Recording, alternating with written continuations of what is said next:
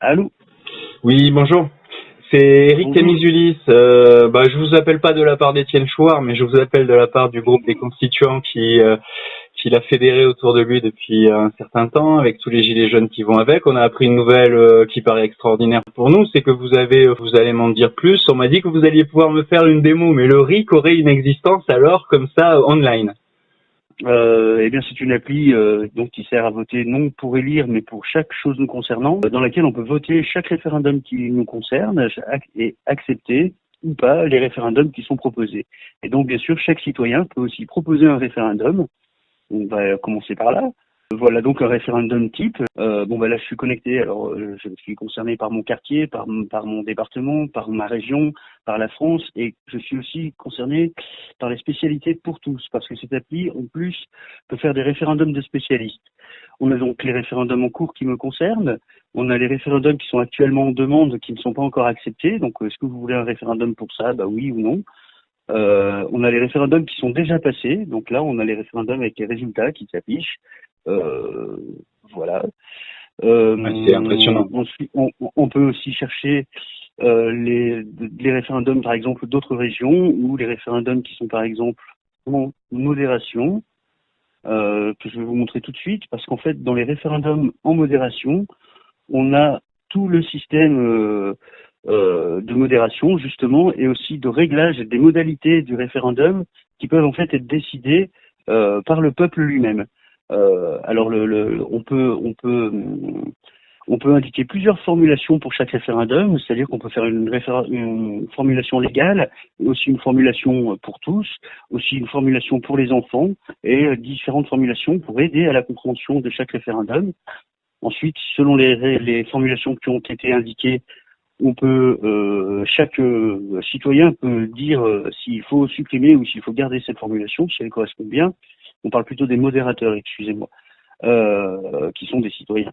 La modération, c'est un jugement sur l'orthographe, sur la formulation, sur l'appréciation, sur le côté juridique, donc qui sont là. Et les réglages du référendum, donc j'ai affiché les réglages en cliquant ici, eh bien ce sont les dates du référendum, les réponses possibles à ce référendum, le nombre d'acceptants selon les régions, que chacun peut discuter ici, et chacun peut indiquer quel réglage lui-même voudrait pour ce référendum. Établit une proportion entre le nombre possible légal des votants, que ce soit un département ou la France. Réel, voilà. Oui, voilà, d'accord. Voilà. Et le nombre qui sont en fait inscrits réellement sur le nombre de citoyens qui sont réellement inscrits sur l'application, on a les deux résultats en fait. C'est ici dans les réglages du référendum qu'on peut définir toutes les modalités et chaque citoyen peut intervenir sur les modalités. Et quand arrive la date de fin de modération, alors il y a une moyenne de tous les réglages qui sont faits pour que tout le monde soit d'accord sur les modalités, les dates. Et une fois que ce référendum donc est passé, a dépassé la date de fin de modération, il se retrouve dans les référendums en demande. Parmi ceux-ci, chaque citoyen peut donc dire oui, je veux ce référendum, non, je ne veux pas ce référendum. Arriver à la date de fin de proposition de référendum. Si le nombre d'acceptants voulus dans les réglages est atteint, alors il passe dans les référendums en cours me concernant, si c'est un référendum de mon quartier, de ma ville, de mon département, de ma région ou un référendum national. Alors, tout ça paraît vraiment très très proche et très bien pensé par rapport au travail des constituants qui voudraient que la Constitution française enfin protège le plus grand nombre. Mais j'en reviens à ma question d'origine. Quelle est la garantie que ce système est vertueux? C'est-à-dire que ce système petit 1 ne pourrait pas être abîmé, récupéré par le pouvoir en place qui aurait de mauvaises intentions, ou bien par un citoyen qui s'inscrirait et qui voterait à répétition. Comment est-ce que vous pouvez aujourd'hui, David, garantir que l'application que vous avez développée, elle est honnête?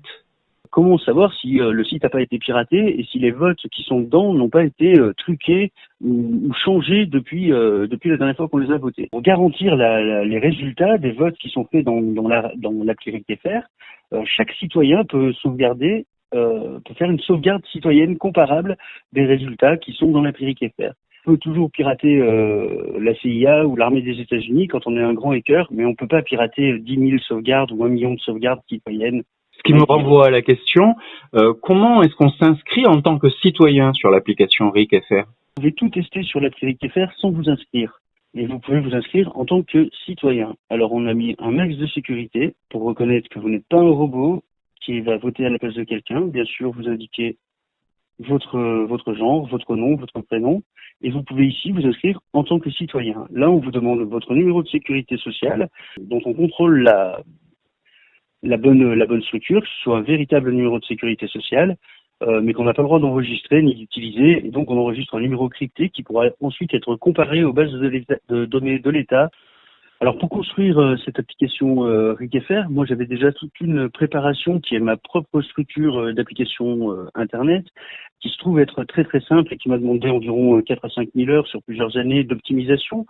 Et comme j'avais cette base-là, j'ai pu réaliser cette application dans les 3 derniers mois en environ 600 heures, qui permet donc d'avoir une application RIC-FR, toute option et tout réglage par le peuple. J'ai respecté un maximum les règles des référendums d'initiative citoyenne. C'est quelque chose à quoi je pense depuis très longtemps. Mais moi, je le pensais plutôt en termes de je ne veux plus voter pour élire des gens, mais je voudrais bien voter pour chaque chose qui me concerne.